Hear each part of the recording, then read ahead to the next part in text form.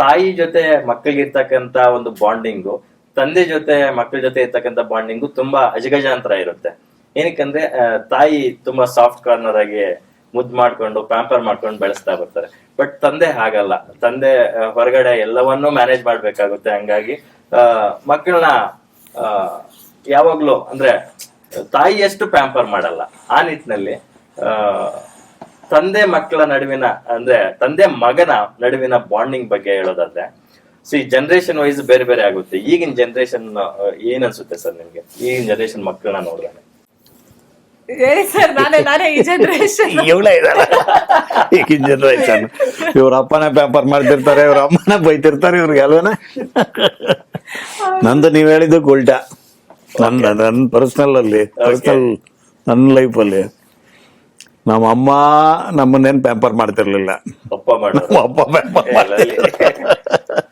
ನಮ್ಮ ಅಮ್ಮ ಹಿಡ್ಕೊಂಡು ಬಾರ್ಸೋರು, ನಾವೆಲ್ಲ ಸಣ್ಣ ಹುಡುಗರಲ್ಲಿ. ಈಗ ಆ ಥರದ್ದೇನು ಅವಕಾಶ ಇರೋದೇ, ಒಬ್ಳು ಮಗಳು ಇಬ್ರು ಪ್ಯಾಂಪರ್ ಮಾಡ್ತಾನೆ ಇರ್ಬೇಕಾಗತ್ತೆ. ಅವಾಗಂದ್ರೆ 4 ಜನ 5 ಜನ ಮಕ್ಕಳು ಮಾಡ್ಕೊಳ್ಳೋರು. ಹೌದು, ಯಾರನ್ನ ಮುದ್ದು ಮಾಡ್ಬೇಕು ಅನ್ನೋದೇ ಕನ್ಫ್ಯೂಷನ್. ಟೈಮೇ ಇರ್ತಿರ್ಲಿಲ್ಲ. ಈ ಸಿನಿಮಾದಲ್ಲಿ ತುಂಬಾ ಕಾಡುವಂತ ವಿಚಾರಗಳು ಏನಿದಾವೆ ಸರ್?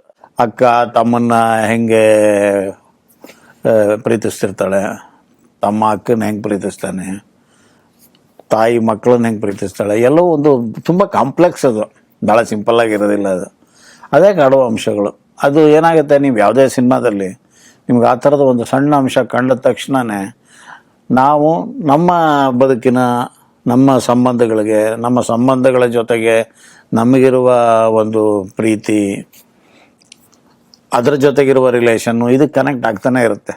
ಹಾಗೆ ಇಡೀ ಸಿನಿಮಾದಲ್ಲಿ ನಿಮಗೆ ಸಿನಿಮಾದ ಕೇಂದ್ರ ಬಿಂದುವೇ ಎಲ್ಲ ಸಂಬಂಧಗಳ ಜೊತೆಗಿನ ಒಂದು ಕನೆಕ್ಷನ್ಸು ಮತ್ತು ಅದರ ಜರ್ನಿ. ಅದೇ ಸಿನಿಮಾದ ಮುಖ್ಯವಾದ ಅಂಶ.